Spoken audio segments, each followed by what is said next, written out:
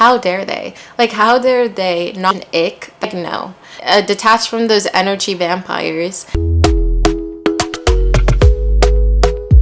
Hello, beautiful people. My name is Zaire. If you are new, if you're not, hey guys.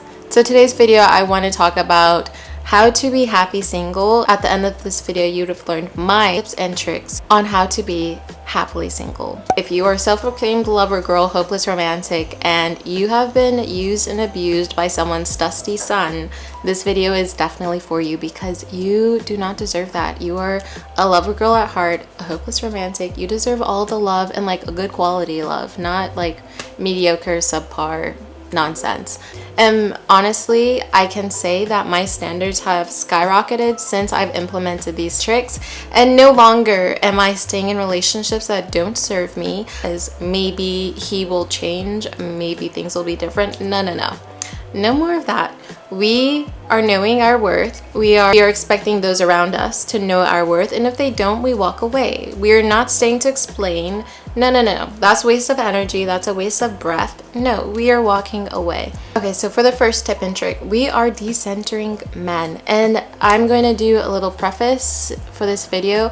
I'm a cis heterosexual woman and I date men. So if I'm saying any pronouns or anything like that and they are not matching with yours, you can sub yours in for whatever pronouns that I am saying. I'm just speaking on my own personal experiences. Do with that as you will, so it makes sense for you. And yeah, we're all here for a good time and to absorb these tips and tricks, so don't feel left out. I just wanted to say that before I got started. The first thing we are doing is decentering these men. I say that our society has conditioned and brainwashed us that once we reach a certain age, it's time to find a match.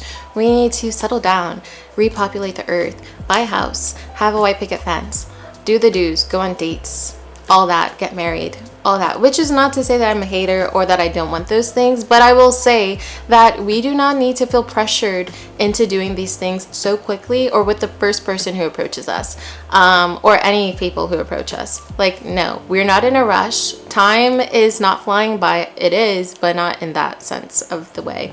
So yeah, decenter men. This means that the first and last thought that crosses your head shouldn't be some guy that you're thinking of that is not talking to you but possibly breadcrumbing you and not giving you what you need or deserve, but like giving you just enough to stay hooked. Like, no, that guy needs to go. If someone is leaving you in confusion, that guy is a no, or that person is a no. If you're ever confused and like not sure what things are or how things are going and you feel like you have to ask him, that's your number one sign that it's time for you to check out, because any person who likes you wouldn't leave you in confusion. You would know that they like you, and if you're confused or you're not too sure, they don't. So yeah, I hate to say it, but they don't. I find that nowadays, women especially are seen as like very nurturing, maternal, very giving, but we are giving too much. Like, we need to like push pause and like absorb all of our energy back, because we're filling everyone else's cups while we're not filling our own, and we're left empty. We're left feeling bitter. We're left feeling regret. We're left feeling resentment towards these people who are not filling our cups the way we're filling theirs. But we have to keep into consideration that that is kind of toxic on our end. I know I hate to say it, but yes, we are a little toxic as well, because if you're not communicating your needs and wants from someone, how can you expect them to do that for you if you're just like staying quiet and that and like read your mind? Like, no, that's not how it works. But also, what I will say is, if someone is taking from your cup but not offering to give you, they don't need to be in your life. Unless that's your kid, your pet, or a family member who's younger than you, or like some special circumstances. No. As a romantic partner, they should be willing to do just as much, if not more, than you are for them. And if that person is just taking, they're not the one for you. And if you're the taker, I know I hate to call you out, but if you are the taker, you need to like reflect and realize that you shouldn't just be taking from everyone, and you should be giving back as well. So yeah, decenter men. We don't need them to be the center of our universe. We need to be our own center and focus on ourselves. We need to focus on our health, wealth, peace, and happiness. If you haven't mastered those 4 things for yourself, you don't need to be entertaining anyone else, because there's no way that they could do that for you when you need to do it for yourself.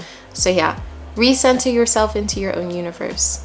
Realize your worth. And I feel like a lot of us don't realize our worth and settle for the bare minimum, if not less. Like a lot of us are settling for less than the bare minimum, and that needs to stop because we deserve way more. You would have realized your standards and you will not accept the bare minimum. You won't even accept less than the bare minimum. You will expect people to match what you can provide for yourself, if not more. And once we reach that point, realize like, whoa, what was I doing before? What was I accepting before? Like, I deserve so much more. You would have harnessed the tools necessary in order to meet your person and like be able to stand on equal footing, if that makes sense. Like, if you don't have those things established for yourself and you meet that right person before you do, there's no way that that relationship is going to work because you are not whole. In order to meet your person and have a successful relationship, if that's something that you want, you need to be a whole person yourself, and the same with them. They need to be whole as well, or else one person will always be doing too much in the relationship and grow resentful, and then the relationship ultimately will never be fruitful and will end poorly. So yeah, decenter men, recenter yourself. Going into decentering men and enjoying yourself, realize that you are okay. We are born and die alone, unless you're a twin, triplet, and whatnot. But at the end of the day, you only truly ever have yourself to like fall back on.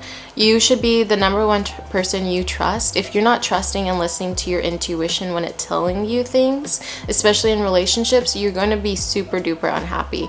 You're going to always be confused and questioning stuff and feeling like something isn't right.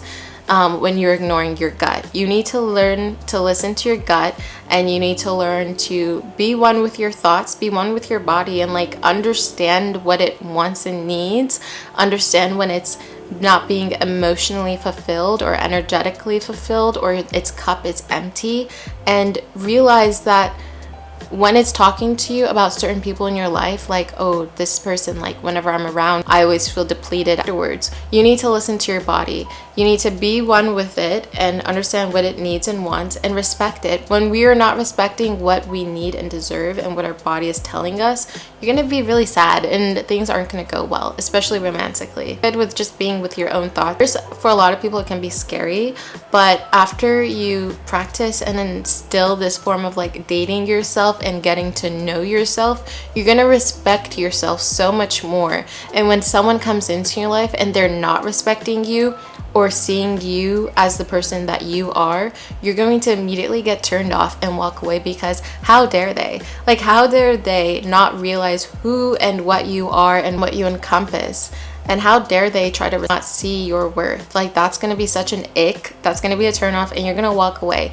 You're going to find it so much easier to walk away from the first red flag rather than like talking yourself out of it and being like, maybe they didn't mean it like that, or maybe I'm reading into this wrong. Like, no, whenever you see yourself going into that loop of maybe I'm like overlooking things, or like I'm looking too into things, or like maybe they didn't mean it like that, that's when you know you're not listening to yourself, you're not listening to your gut, and you're trying to talk yourself out of something that your body already knows and is trying to communicate with you.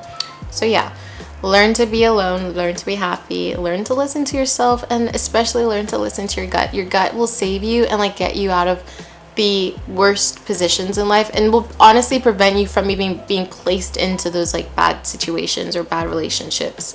Your gut knows. So once you like reconnect that relationship, being like one with your gut, you will be good. Like, you will actually be good in life. The next thing and the last thing is pretty much just to detach from people.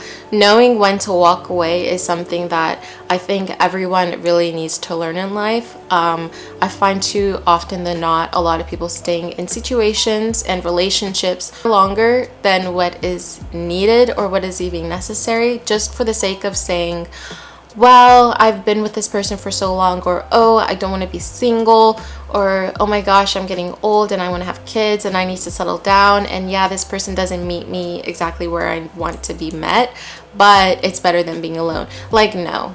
Detach from those mindsets, detach from those people, detach from those unhealthy environments, detach from those energy vampires, because no, you can do so much alone, and you can provide for yourself in so many ways that no one else could. And when you are doing for yourself, the universe will see that you are investing in yourself. You are you're not accepting less than what you deserve. It's going to provide you with good quality people, and maybe just even this person that will meet you where you are, if not match it in every way that's better, and like every way that will help you continue to grow.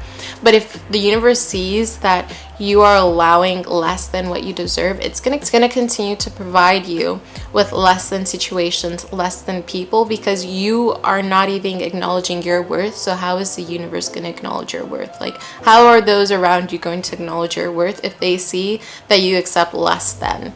So once you stop accepting less than and stop staying in situations or in relationships just because, the universe will see that, and you will see your outer environment and your inner environment reflect that. You're gonna be so much happier, you're gonna be so much more at peace, you're gonna be like healthier. Honestly, when I've been in like the worst relationships or situations for far too long, when I needed to leave, my skin was breaking out. I had like an upset stomach all the time. I was always annoyed or like angry or easily frustrated. My patience was like that, if even.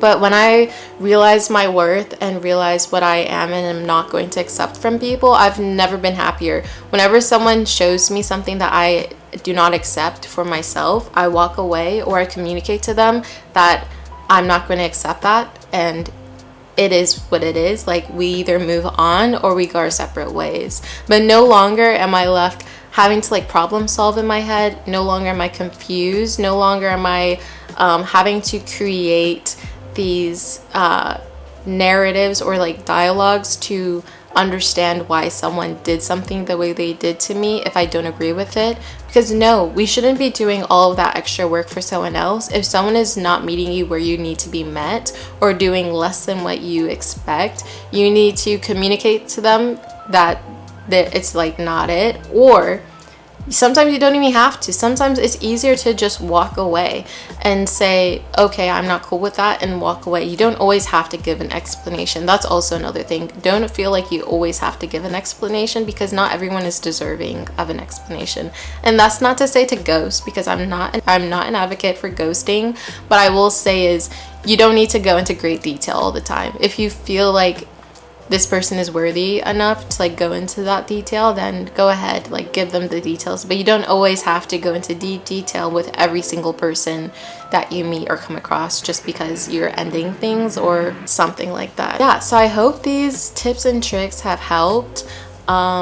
It's okay to be a lover girl. I feel as though lover girl was glorified and then kind of hated on like very quickly. All right, so that's the end of the video. I hope you guys enjoyed. Let me know if you enjoyed this style of video. I plan on making a whole how-to series, like how to not accidentally date an incel, yada yada yada. Leave down your comments down below. I love talking with you guys and respond to each and every one of my comments. I hope you guys enjoy this video, and I'll see you guys in the next one. Bye.